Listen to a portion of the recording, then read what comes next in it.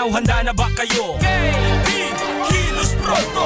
KB, kilos pronto. Serbisyong totoo mga boss, ito ang sumbungan ng bayan. Ora mismo, aksyon agad at maaasahan. Sunod-sunod ang kilos sa pagbabalita. Nakatutok ang mata sa problema na nakikita. Lahat ng kwestiyon ay may solusyon. Sa bawat hinaing katumbas ay aksyon. Kilos pronto. Di ka na magtitiis at mabibigyan ka dito ng resulta mabilis. Dahil ang bitag, walang pinapalagpas. Sa tropang Ben Tulfo, wala kang ligtas. KB, kilos pronto. KB, kilos pronto. Ipaglalaban ng karapatan, problema'y matutugunan. Maraming katanungan dito ay masusolusyonan. Kilos pronto. Kakampi ng masa, humanda ang lahat. Sa bawat abusado, ito na ang katapat. Napakatibay na programa na inyong hinahangad. Walang patumpik-tumpik at kumikilos agad-agad. Kilos pronto. Ang ating sumbungan, madali lapitan at agarang kang matutulungan. Na kahit anong krimen, handa naming harapin. Basta hustisya'y makamit, lahat ay aming gagawin. KB, kilos pronto. KB, kilos pronto. KB, kilos pronto.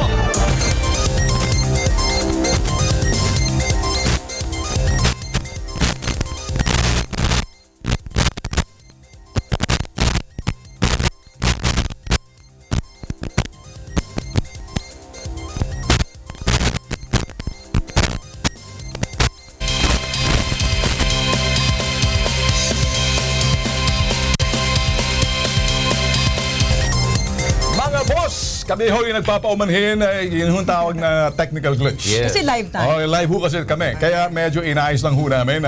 Magandang gabi, Pilipinas. At 13 ho na Oktubre, Huwebes ho, Luzon, Visayas, Mindanao. Tuloy-tuloy yung pagbubulusok ng kilos pronto. At doon ho sa mga sumusubaybay ho sa amin sa Ibayang Dagat, maraming salamat po. Lumalaban ho kami ng sabayan kung pag-uusapan ho'y sumbungan dito ho at balitaan. Kaya kayo mga inape, inabuso, niloko, at nalamangan, Mapaluzon man o Visayas, Mindanao, kaming inyong masasandalan dahil ang sumbungan, walang pinipiling oras. Tama ka dyan, Ben. Live mula sa BMU Digital Studio po sa Ritual Center, Timog, Quezon City. Ngayong araw, problemang OFW mula sa probinsya at Metro Manila ang mabilisang imbestigahan at bibigyan solusyon po ng KP. Kaya, tutok na!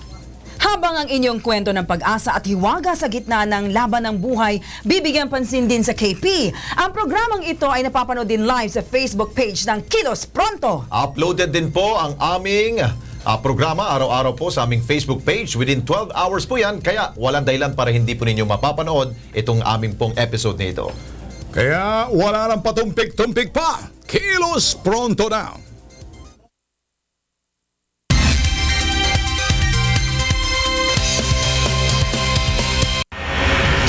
17-year-old grade 10 student tinorture sa loob ng CR ng bus terminal sa Cubao ng dalawang suspect na pulis at militar.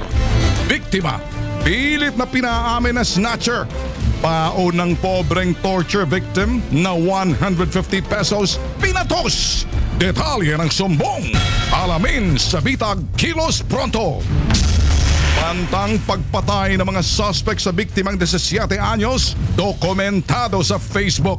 Surveillance na ginawa ng mga suspect sa kanilang biktima bago barilin sa pool sa CCTV. Detalye, abangan sa Crime Desk. Isang OFW nagtatrabaho sa ospital, humihingi ng saklolo sa Kilos Pronto makabalik sa Pinas. Sumbong ng biktima, wala silang sahod at malimit gutom. Pagkain ng ospital ang kanilang pinagtsatsagaan.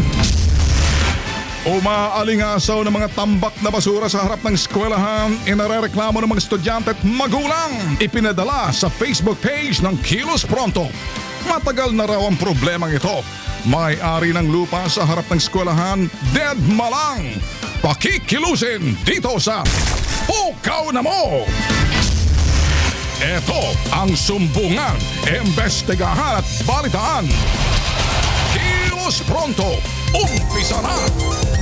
Mga ka-KP, simulan na ho natin ang imbestigahan sa halip na bola, balaho ang sinalo ng isang 17 anyos na binatilyo dyan ho sa Bagong Barrio, Caloocan City. Ang simpleng paglaro lamang ho ng basketball ng mga magkakaibigan, nauwi po yan sa trahedya.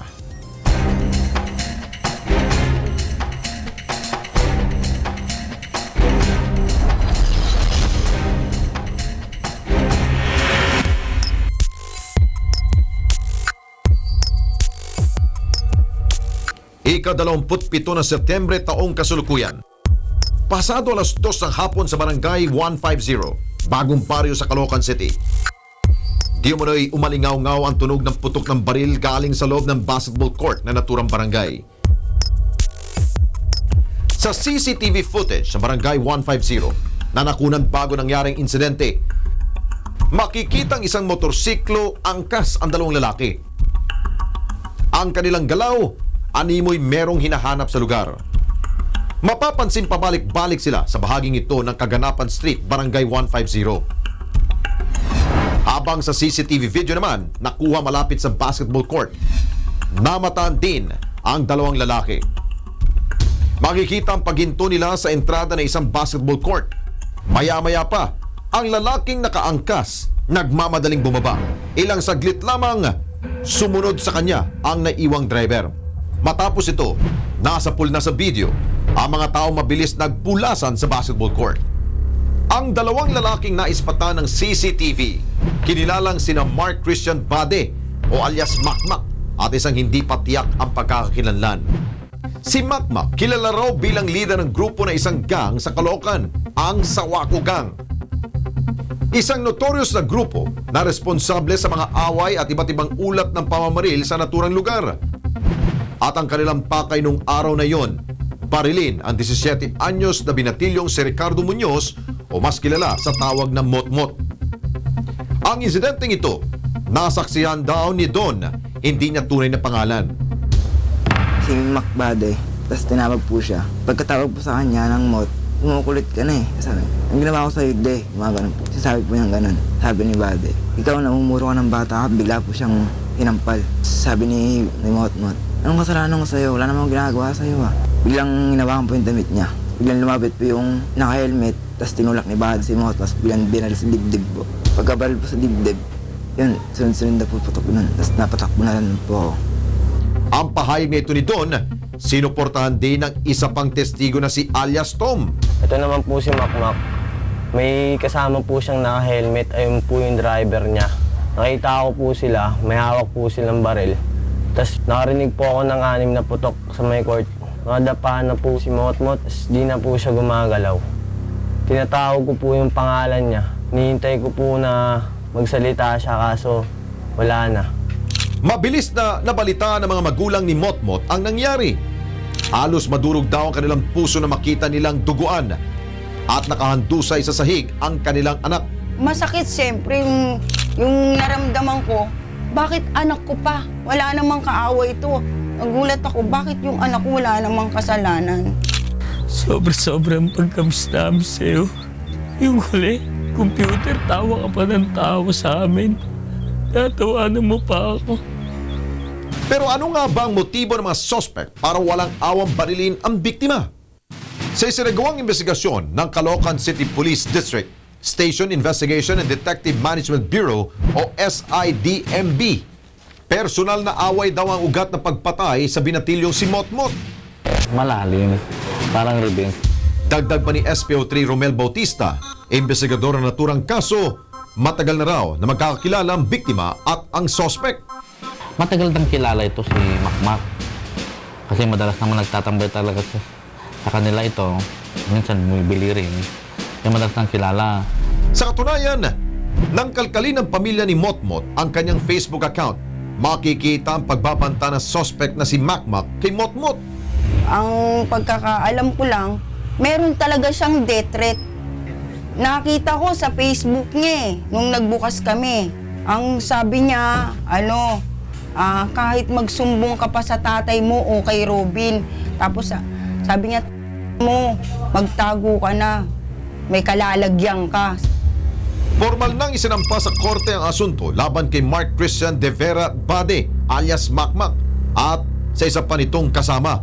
Sa kasalukuyan, nagtatago na ang dalawa at sa oras na matukoy na ng mga pulis ang kinaroroonan nito, agad daw nila itong dadakpin at ikukulong sa kasong murder. Dito pa lamang, dito natin malalaman na ito palahong mga suspect dito ay talagang notorious sa lugar. Sigurado, ito hong si Motmot, may nalalamang impormasyon tungkol dito, kaya't mukhang ang based doon sa Facebook, sinasabi, huwag ka magsumbong sa tatay mo. Nako. Ibig sabihin, may alam siya sa kalokohan itong mga suspect May nito. death threat May na death siya. threat sa kanya. Para sa atin naman, mga boss, importante, no? Yung mga nanunudo sa atin. Ito ho ngayon ang picture ho ni Mark Makmak. Yan ho yung suspect. Wala ho talagang puwang itong si Makmak kung pinanunood nyo ho ngayon na gumala-gala sa mapayapang lipunan. Kapag nakita ho natin ang mukha nitong damuho na to, dapat i-report agad sa mga pulis dahil ang pulis nag-aantay lang ng inyong tip. Kaya ito ngayon, nakikita nyo, yung picture na yan ni Makmak. Kung alam nyo kinaroroonan nito, i-report agad sa Kilos Pronto o di kaya sa mga pulis para makuwelyuhan yung kumag na yan at matigil ng kanyang kalokohan. Dahil hanggang ngayon, Ben, yung isa po niya kasama na kaangkaso niya sa motor ay hindi pa kilala. So kapag nahuli ho natin itong si Yan. Makmak na ito, kakanta yan.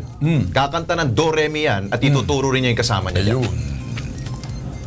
Okay, sa Pukaw na mo, reklamo ng mga estudyante at magulang sa San Jose del Monte, Bulacan. Hinggil sa mabahong basurahan, malapit daw sa eskwelahan, pupukawin ng Kilos Pronto.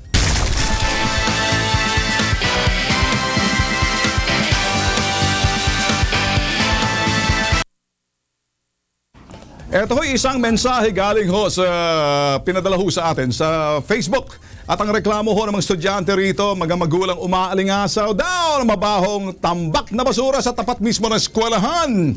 Makikita sa video, gabundok ang basura, dyan ho mismo sa harap ng eskwelahan.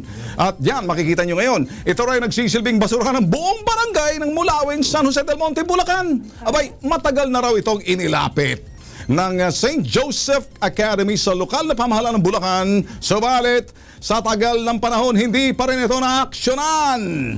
Pukaw na mo! Para dito sa aksyon na gagawin ho natin. Andyan ngayon si Kapitan Edwin Herman, Kapitan ng Barangay Mulawin. Okay, si Kapitan o Kapitana to? Dyan, Gina Cape, Barangay Secretary ng Mulawin. Magandang gabi ho sa iyo.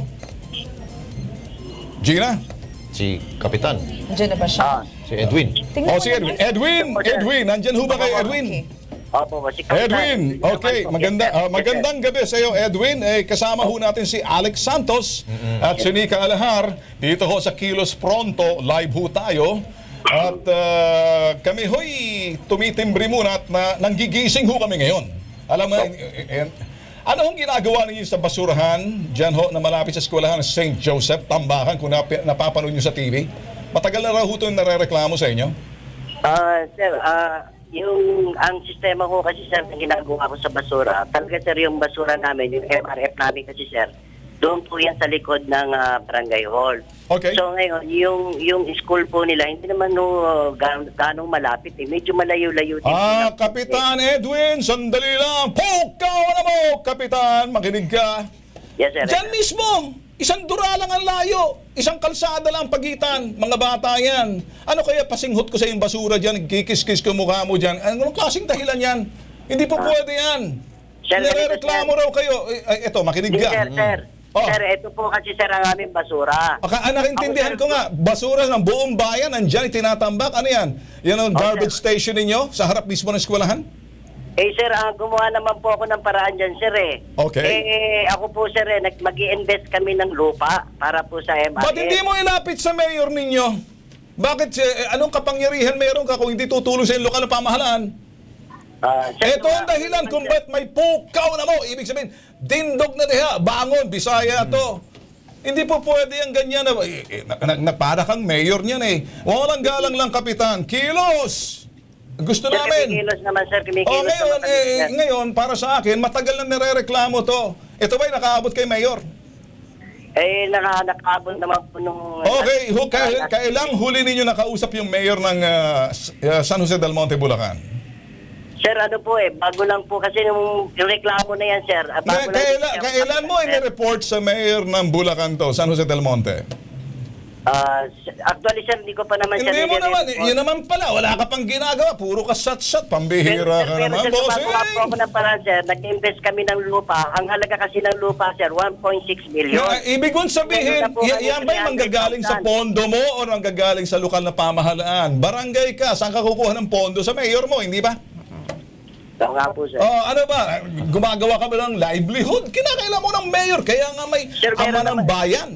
Kaya nga, sir, kami, sir, ang basura namin dito talaga, sir, segregated talaga, sir, namin kinukuha. Dito, lahat po ng mga naninira. Naintindihan ko yan. Yan ay administrative issue yan pagdating sa barangay. Kaya lang, boss, Yes, ang kawawa problema naman yung ko mga talaga, estudyante sir, yung na basura lalanghap ko, yung antot medyo ng malapit basura. po. Makinig ka muna. Patapusin mo muna. Tumingin ka sa video. Ang gusto lang namin sabihin sa iyo, pag hindi mo nagawa ng paraan yan, lumapit ka sa lokal na pamahalaan, makinig ka. Ikaw yung nagagalit si Digong, si President Duterte, kasi dito, ako na mismo nagsasabi sa iyo, kumilos ka pronto, kinakailangan sa 3 araw na yan, hindi ko na saklaw kung makahanap ka ng lupa, lumapit ka sa mayor ninyo. Lumapit ka sa mayor para yung mayor makapag-request pag-usapan yan sa sinasabi ho nating konseho para nang sa gayon makakuha kayo ng pondo. Tulong ko sa iyan, boss. Yes, sir. Sige, sir. Okay, ngayon, Opo, sir. hahayaan muna kita, bibigyan kita ng 1-2 araw dyan, pupukawin na rin kita uli sa susunod. Ito, ilambing ko pa lang. Wala, masamasahe pa lang to. Wala pa lang to, piano lang. Sa susunod, abay, matindi na to. Kaya parang, ito, itulong na rin namin sa iyo. Okay? Matanungan natin, Ben. Sige. Kapitan, kayo ba ni Mayor? Ganun ba kayo? Close ba kayo ni Mayor? Close naman po. Ayun naman pala eh. O anong Problema. problema? Anong problema na hindi mo pwede ilapit sa kanya? Ang concern ko yung mga bata. Tama. Kasi ang lapit-lapit ng paaralan, hygienic, Tama. hindi hygienic, no? Ikaw ba, Mayor? Ikaw ba, Kapitan? May mga anak na nag-aaral sa ibang eskwelahan? Opo naman. Ano kaya paaralin mo din sa Joseph. St. Joseph School na yan pagkatapos pasinghutin mong basura? Anong pakiramdam ng isang magulang? Sir, ang sistema naman kasi ng basura Hindi mo ko sinasagot eh. Ano kaya ang isang bagay na ilagay natin ang anak mo dyan, paaralin natin dyan, pagkatapos pasinghut natin ang basura, ang pakiramdam? Siguro, kikilos ka na. Wala nang patumpik-tumpik. Eto na lang, lalarga ka na namin, pero 3 araw, bibigyan kita 3 days. 3 days. 72 hours. Pagkatapos niyan, may resulta. Okay? Okay, sir. Salamat! Thank you Dito. po. Maraming salamat. Pukaw na mo! Dumako naman po tayo sa reklamong OFW. Hangad po ng bawat nangingibang bansa na makaipon at makapagdala ng pera para sa mga naiwan nilang mahal sa buhay sa Pilipinas. Pero ang ilang OFW raw sa bansang Saudi Arabia, ni 5 ay wala raw natatanggap.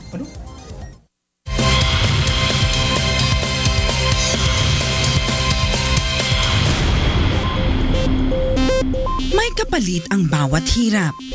Yan ang pinangahawakan ni Apple Mina at ng ilan pang mga Pinay na nagsakripisyong magtrabaho sa Saudi. Ngunit ang pangarap na ito, tila naglaho na parang bula. Hindi ko po in-expect na ganito po yung kumpanya namin. Sa halip na mapaayos, nakaperwisyo lamang daw dahil hanggang ngayon, hindi pa rin nila nakukuha ang kanilang pinaghirapan. Bali, April 2016 po, hindi na po kami nakatanggap ng sahod. Bali, maglilimang buwan na po ako ngayong August po. Wala po talaga kaming pagkain, ma'am. Alam niyo po yung pagkain po ng ospital, iniinit lang po namin. Pagkain po ng mga pasyente po yun. Tapos yung pakiramdam namin, hindi na nga kami nakakalabas. Wala pa kaming mga pera. Ultimo tubig talaga, ma'am. Wala po talaga kaming mainom. Hindi 1 taon na po nakalis yung asawa ko. Namasukan po siya bilang isang cleaner ng ospital sa Saudi. Sa under po ng Starway Agency po. Nag-usap po kami ng asawa ko para mag-ibang bansa siya para po makapagpundar po kami ng maliit na bahay at para po sa kinabukasan ng anak ko dahil isa lang din po akong construction workers na hindi po stable yung aking trabaho. Sa mga panahong inilalagi nila sa Saudi, lakas ng loob ang kanilang pinaiiral at tanging ang mga mahal nila sa buhay ang nagsisilbing inspirasyon nila upang makipagsapalaran. Gusto ko pong pumunta dito sa ibang bansa para makarahos po sa hirap sa buhay sa Pinas. Kaya nandito po kami ngayon nagtatrabaho pero hindi ko po in-expect na ganito po yung kumpanya namin na ganito. Delay ang sahod po. Halos maglilimang buwan na po kaming walang natatanggap na sahod. Ang hirap po, ma'am, kasi may mga anak po kami. May pamilyang umaasa sa amin na Na sana makapagpadala kami kahit papaano. Ang hirap ng sitwasyon namin, ma'am. Sinubukan daw nilang humingi ng tulong sa Starway Agency ngunit hanggang ngayon ay wala pa ring aksyon. Nag-follow up na po kami. Actually po, ma'am, nung Sunday lang po, nagsabi na naman po kami. Sabi po sa amin, 10 days, ma'am. Hanggang ngayon, ma'am, wala pa rin po yung 10 days nila. Hangad nila ay makauwi na lang sa Pilipinas at makapiling ang kanilang mga pamilya. Para prontong aksyonan ang reklamo, nasa linya po si Josefino Torres, Deputy Administrator ng OWA. Magandang gabi po, DA Torres. Good evening po. Narinig niyo po yung hinaing po ng ating po mga kababayan na OFW sa Saudi Arabia. Paano po natin sila matutulungan at mababalik dito sa Pilipinas?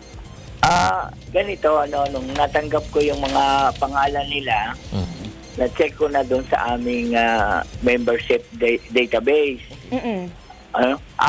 Apat doon, member ng OWA, active pa. Okay. Yung dalawa hindi active, meaning inactive. Hindi na nila na-renew yung kanilang membership. Pero ibig sabihin noon, we can readily assist them. Assist them in a way na we can facilitate the repatriation. Sa paanong paraan niyo po sila maipauuwi dito sa bansa, DA? Hindi, ganito. Nakapag-email na ako doon sa ating post sa Riyadh. Okay. At gano'n nga, binigay ko yung kanilang sitwasyon, kanilang saan sila nagtatrabaho, nakuha ko rin doon sa database yun. Puro pala ito sa ospital. Parang gano'n, no? So, naibigay ko na yung circumstance nila. Ngayon, anong actual situation nila doon sa kanilang employment. Opo. Tapos, magbibigay sila ng recommendation sa amin kung ibig sabihin, sasabihin nila kung talagang pwede nang umuwi. Ibig sabihin, kasi may mga kailangan silang magawa. For instance, yung ikama nila ay dapat effective pa. At Okay. saka yung DA kanilang... Torres, ano pong timeline natin dyan? Gano'ng kabilis bago ma-action na nito? Yun ang hindi ko, katulad kahapon, hindi ko masasabi sa iyo, pero aayusin lahat yung ganong sitwasyon, yung kanilang exit visa. Yes, At apa. pag yan nagawa ng ating pwede na nating pauwiin yung sila. Sige sir, tututukan po ng kilos pronto ito. Maraming salamat po, DA Torres. Oo, sige. Salamat din. Magandang gabi. At meron po tayong aabangan dito po sa Kilos Pronto. Ito na po. Sumbong ng 17 anyos na binatilyo sa QC. Tinorture umano siya ng mga pulis. Abangan ang detalye mamaya.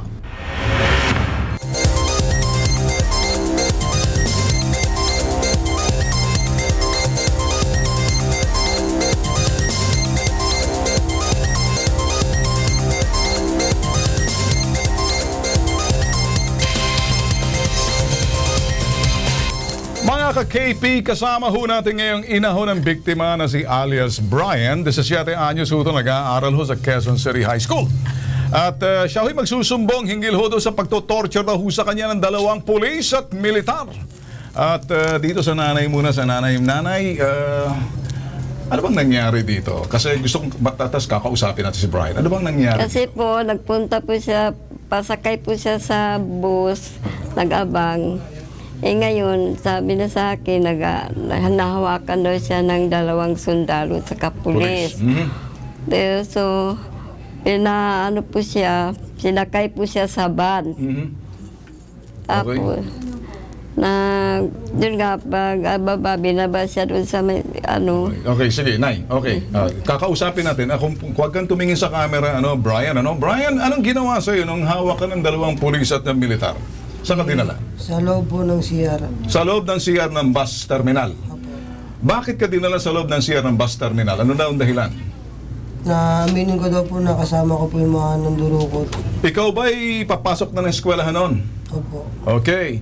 So, nung nakita ka, dinala ka, anong ginawa sa'yo? Ikaw ba'y sinapak agad? Tinadyakan po ng isang pulis sa likod. Tinadyakan ka ng isang pulis sa likod. Pagkatapos, saan ka dinala? Sa loob na po ng CR. Sa loob ng CR. Sa loob ng CR, anong ginawa sa'yo? Ginapos ka ba? Ano, pinagtulungan ka? Anong ginawa sa'yo? Pinagtatadyakan po ako ng 2 pulis. Alright, pero dito sa kwento mo kanina sa atin, pagsasadula, ikay nilagyan ng pembo sa mukha at pagkatapos binuhusan ng tubig habang nakaapak yung pa ng isang, ayun ba yung sundalo o pulis sa dibdib mo yung sundalo at pinaamin ka. Opo. Tama? Opo. Okay. So, maliban dyan, may ginawa pa sa iyo. Hindi ba, sabi mo kanina sa amin na inipit yung 29 na balisong sa pagitan ng iyong mga daliri at pinisil. Tama? Opo. Alright. So, nung wala silang mapigasay dahil ikay estudyante, anong ginawa sa'yo? Tinurnover po nila ako sa Station 7 po. Sa Station 7. Pagdating sa Station 7, kanino ka turnover? Sa isang pulis? Babae? Opo, 2 po yun. Dalawas doon, okay. So, bakit ka daw tinurnover? Ano bang dahilan? Bakit daw? Sabi po ng sundalo po na nandurukot daw po kami sa Kuya Mart po. Okay, nandurukot kayo tapos nakitaan ka ng balisong. Opo. Pero hindi po galing po sa akin. Hindi sa kanila, okay. Yan, dahil dyan, kausapin muna natin sa linya, ano? Sino ba din okay. Okay, wala pa. Okay, ito, subukan natin tawagan muna dun sa Station 7. At kung pwede makausap yung senior police inspector ba to? Inspector, yeah. Senior inspector na dapat makausap natin. Okay, sige. Okay. Turo mo sa amin itong kasi sinilip kanina ng Kilos Pronto yung opisina ng pulis. Ito ba ito yung nakikita nyo ngayon sa picture na yan ang nag-imbestiga sa Women's and Children. Tama? Yan ba yun? Nakikita mo na yan? Yan yung babae yan. Okay, yan siya. At sabi dahil walang complainant sa'yo, pinadala ka lang sa barangay. Opo. Pero doon sa pagtutorture ng kanyang mga kasamahan, walang ginawa. Wala po. Alright. Ito. Itong dalawa na to, sino to? Sino dyan sa dalawa? Itong nakaupo na parang nakatingala, tumitingin sa kisaming ganat ng butike, yung isa. Yung nakatayo po yan. Yung nakatayo, yun ang ginawa niya. Ayun po yung unang nanakit po sa akin. Yan, nakit sa'yo. Itong mukha nito, nakikita ko sa mukha. Yan bang bukbukin na yung mukha nito, tapos mukhang tapos may amag. Opo, yan na lang dalawa po. Minumura pa po nila ako. Nagmumura ka? Opo. Ano sa pinagsasabi nila? Sabi, mga gago kayo. Okay. Mumura sa'yo. Okay, sige. Ngayon, alright. So, yung isang mga militar, wala tayo. May picture ba tayo ng militar dito? Nakasama nila sa augmentation? Wala? Okay, sige. Dahil dyan, siguro makausap natin ngayon, nasa linya natin si Colonel Rolly Balasabas, Station Commander ng Station 7. Colonel Balasabas, magandang gabi. Yes, sir. Magandang gabi po, sir. Okay, kasama po natin si Alex Santos at Senica Alhar. Sir, ay live po tayo sa Kilos Pronto dito sa UNTV. Sir, kami nagtataka kung bakit ito ho'y tinorture ng mga pulis ninyo, dinala sa CR ng bus company, pinagtulungan nila 4 dahil pinaghinala ang snatcher. Ang sa akin lang, sir, tinorture na nga, pagkatapos dinala sa presinto, wala namang complainant kasi, tinurn over, plinantahan pa ng sinasabing balisong ng itong mga 2 pulis ninyo dyan na inimbestigahan namin, si PO1 Larry Castillo, puro mga PO1 at saka si PO1 Gilbert Gabinete. At pagkatapos, yung inspector ho na may hawak, yung inspector na yung nag-imbestiga sa Women's and Children's Desk, si Senior Police Senior Inspector Monalyn Sinel ng WCPD para sa mga tinatawagan ayaw ho sumagot. Ang sa akin lang, sir, nagre-reklamo na ho yung biktima. Tapos pinapupunta na lang doon na lang daw ho sa barangay. Sir, ano ba ang tamang procedure, yung protocol, pag ang isang minor de edad na binugbog, umiiyak sa harapan mismo ng nag-iimbestiga na Women's and Children, pagkatapos pinaalis lang dahil wala daw complainant? Ano ang problema rin sa nakikita ninyo, sir? Actually, yung time kasi na yun po na pumunta yung inatid yung minor de edad na yan, suspect po ko yung kanyang status. Sir, wala tayong problema dyan. Suspect ang status niya, pero sir, hindi niya ba alam na tinorture ho siya, water therapy? dinala sa CR, nilagyan ng pembo sa mukha, pinusasan, pagkatapos inapakan sa dibdib ng dalawang sundalo at yung pulis ninyo, yung dalawang pulis na nabanggit, tapos binuhusan ho ng tubig. Yan ho, yan ho pinakita nyo sa amin. Baka hindi nyo alam na kung anong pinagagawa ng mga pulis ho ninyo, PO1 pala, mga siraulo na. Opo, kung totoo po yun, Ben, na mali po yun talaga. Alright, sir, ganito. Totoo po yan. Ako ho'y magpapatunay dyan at sasama ho ako. Gusto ko makita, Miss Colonel Rolly Balasabas, kung paano mo didisiplinahin at tatawagin itong si Castillo Gabinete, lalo-lalo yung mataas na mukhang bukbok yung mukha na inaamag na, katarantaduhan ang ginagawa. Yung mga taong gumagawa ng katarantaduhan ay tawag taranta, do, re, mi, fa, sol, la, ti, do. Yun ang pulis ninyo Sir, ganito na lang, pakisabi nga sa akin, anong problema, anong protocol ang nilabag? Aside from the suspect, minor de edad ho to Opo, actually, Ben, yung time na yun kasi... Hindi, sir, sa akin, I know, hindi kayo iniipit namin. Gusto ko lang sabihin nyo sa akin na hindi nyo kinukonsente ano ang mali ng ginawa ng mga tao mo for, while in custody ng isang minor de edad. Opo, mali po yung Alright. nila na pagpananakit po, actually, dapat mas masilan yung paghawak sa suspect dahil minor de edad nga. Mali talaga yung yung ginawa ng pulis ko, kaya nga bukas po disarmahan ko sila at i-relieve ko sila sa Pwede ho ba namin, sir, makita lang para dito sa Kilos Pronto, makikita ho ng Luzon, Visayas, Mindanao na kayo kumikilos at sa termino ho ni President Duterte, hindi pinapayagan at hindi kinukonsinting ganyang klaseng kalokohan. Yes, sir. May ho ba? Opo, bukas Pwede ho ba na isama ho namin yung minor de edad para maituro sa lineup, sir? Pwede ho ba natin gawin? I know, civilian and character, pero para sa akin, yun lang aking hinihilingin, sir. Pwede po, Ben. Pwede po. Bukas. Alright, sige sir. Okay. Sa linya ho natin si Colonel Guillermo Eleazar, District Director ng QCPD. Sir, good evening ho sa inyo, Colonel Eleazar.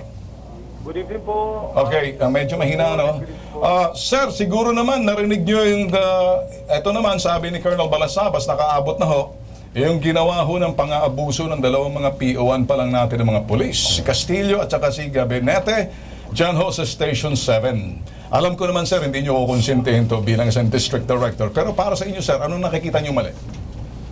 Actually po, nakusap po kanina si Superintendent Rolly Balasabas tungkol dyan. And then, nabanggit daw niya naman na nagkaroon ng para pong paghuli nga po doon sa alert. Alright, medyo mahina ang signal, Ganito na lang. Anyway, kung sakaling narinig man tayo ni Colonel Eleazar, kami nagpapasalamat sa inyo. Alam ko naman hindi kinukonsente to Lex, Pati, I'm sure si District Director Eleazar ay gagawa rin niya ng kanyang aksyon. At mismo yung station commander, nangako na sa atin na i-relieve na niyo itong dalawang pulis na ito. Ako gusto ko makita, disarmahan yan, tanggalan ng armas, pagkatapos ilagay muna sa freezer kung maaari sa...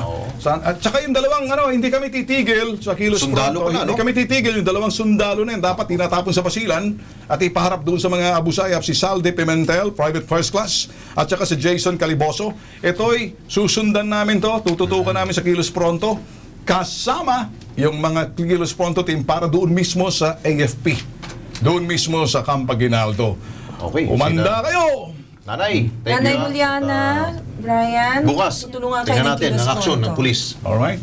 Okay. Kasi rin inano ko mga kasi nagbanta po sila papatay. Relax ka lang. Okay, sige, pagbantayin mo lang yan. Tututukan po yan ng Tututukan namin. Sino nagbanta ron? Dalawang sundalo po. Yung dalawang sundalo. Makikita mo, ito ito maganda, Lex. Pag ang abusadong sundalo, nagkapareho ng ganyan, patatawag sa kampo, at medyo dinidibdiban ko minsan, dinidisiplina. Sasama ako roon. Relax ka lang. Gusto mo sumama sa akin? Brian? Okay, kasi si Mrs. naiiyak na. Huwag kayo matakot. Huwag matakot. May kakampi kayo dito sa Kilos Pronto. Talagang sigurado na. Okay, sa ganitong klaseng mga sumbong, ito yung aming hinahanap. Ang sino ho may mga sumbong na pangapi, pambubogbog. Lahat ho nakapareho nito, ilapit nyo ho sa amin. Para sa mga gustong magsumbong at magreklamo sa Kilos Pronto, wala po kaming pinipiling oras, 24/7 pong bukas ang aming Facebook page. Bumisita lamang po sa www.facebook.com/kilospronto at mag-iwan po ng mensahe. Huwag pong kalimutang mag-iwan ng inyong contact number at tatawagan kayo ng KP Team. At susunod pa sa Kilos Pronto. Puli sa pulilan Abangan, inirereklamo ng isang naaksidenteng motorista. Dokumentong kanyang kailangan, ayaw umanong ibigay ng parak. At tampok ng KP para sa inyong food trip. Abangan!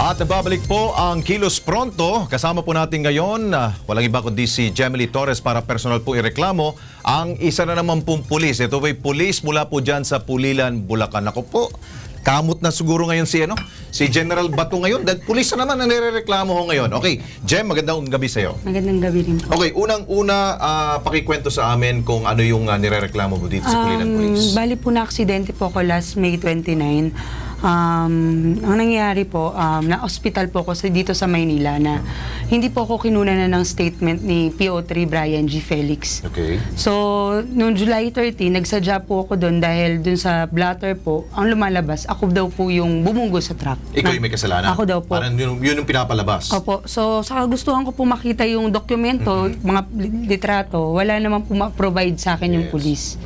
So, dalawang balik po niya ako pinababalik sa... Pero sa feeling mo, hindi ikaw may kasalanan sa Hindi mangyayaring po. aksidente? Hindi po. Dahil ang dala mo lamang nun ay motorsiklo. Motorsiklo ang lang kalaban mo ay? Truck po. Truck. O, kita nyo naman.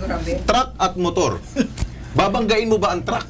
David and Goliath. Opo. Ngayon, hinihingi mo yung police report. Police report po, picture po, ORCR, tsaka driver's license ng truck driver po. Oo, para anong gagamitin mo dun itong police report nito? Magpa-file po sana ako ng kaso laban dun sa nakadisgrasya po sa akin. Okay.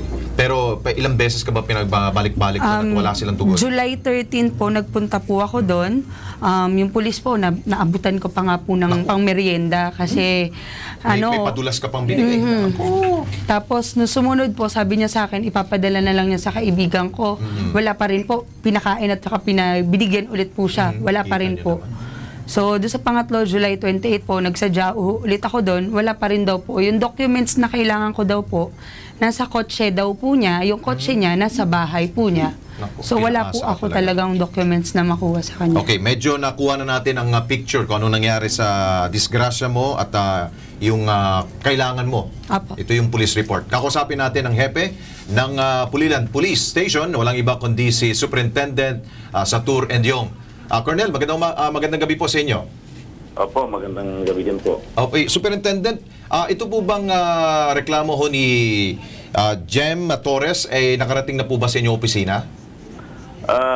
Kanina lang po na yung may staff po kayo na tumawag sa akin, nagulat nga rin ako kasi hindi ko rin alam itong pangyayari na to. Gawa ng hindi po ako yung happy nung nangyari itong banggaan na to.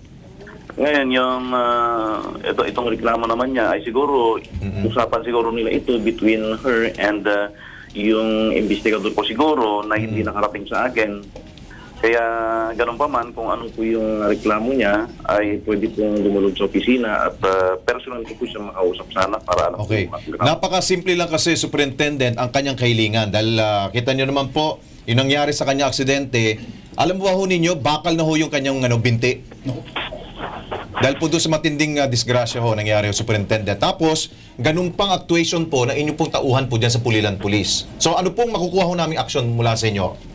Ang gagawin po natin dyan, pumunta po sa opisina at makuha ng statement kasi po yung allegedly, in fairness naman dun sa polis natin ay pinapupunta niya yung tao, yung biktima para ma-file yung kaso. Kasi hindi naman pwedeng isampa kung saan-saan yan. Kailangan dito talaga isampa sa pinangyarihan. Ano? So, dito po yung jurisdiction ng nangyaring kaso. So, kailangan dito rin ma-file. So, pumunta na lang po yung biktima sa atin at tulungan naman natin para ma-file yung kaso.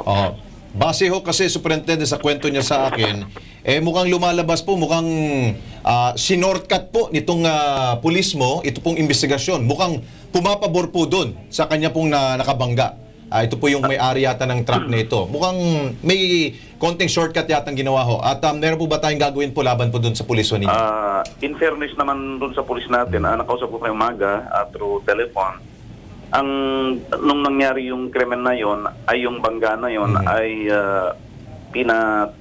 ang pumunta yata yung tatay ng biktima, no? So pumunta sa opisina, hinul daw nila actually yung truck magdamag para maantay kung ano yung usapan. Ngayon, ang inaasahan ng ating investigador na gawin ay dapat ma-file yung kaso kahit makuha ng statement yung tatay and eventually yung biktima kasi nasa hospital pa, pero mukhang may parang arrangement sila doon sa insurance company, yung may-ari ng truck. So parang nag-uuyata yung tatay ng biktima doon sa insurance company yata na kinausap. So ang nangyari nung mga ilang araw, kasi ang alam ng mga yan ay malaki yung kukunin nila sa insurance. Yung pala ang nangyari, maliit din lang pala yung parang ibibigay ng insurance. Kaya nag-iisip yata yung biktima na kung ganun din lang ay magpapail sila ng kaso. And tama naman kasi siyempre nga ay kung yung ginastos nila sa hospital ay malaki, edi dapat talagang isettle talaga na nakapangga nila. Okay, ganito po, Colonel, para meron na ako'y pangako na ayusin na ho ninyo itong problema ni Jem. Bukas sa bukas po ba, pwede ba ho ma-release na ho yung police report po niya? Actually, nakuha niya yung police report. Nakuha niya. Ngayon, pumunta na lang po sa opisina para proper na makuha na ng statement at nang ma-file na natin. Kasi actually, nakuha niya yung police report eh. Pero hindi lang yung kasi ang basihan para ma-file yung kaso. So, kailangan makuha na po ng statement ng ating police kasi kailangan yung mga statement din ng mga first responder doon. Unang-una, yung nag-responde na yung rescue. So, kailangan lahat-lahat pumunta lang sa opisina para ma-consolidate natin lahat yung ebidensya and proper documents para ma-file po yung kaso. Okay, Colonel, bukas na bukas po, pasasamahan po namin to ng Kilos sa Pronto Team para pupunta po din sa inyo pong police station. Thank you, sir. Yes po, opo. Thank you po. Jem, thank you, Jem, ha? Umiiling si Jem so may mga... may mga hindi siya sumasang-ayon. Samahan natin yan. Magbabalik pa po ang Kilos Pronto. Diyan lang po kayo.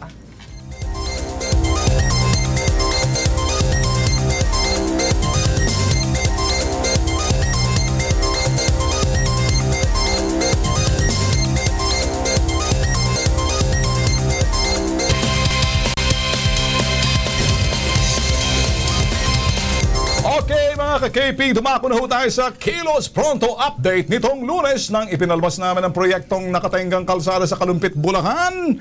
Kilos Prontong agad kumilos.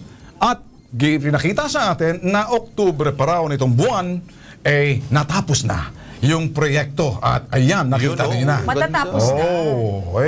Magaling. Matagal na to okay? Very good. Eto naman, Ben, maliban dyan, may good news rin po tayo. Eto naman ang Kilos Prontong aksyon po ng Manila City Hall.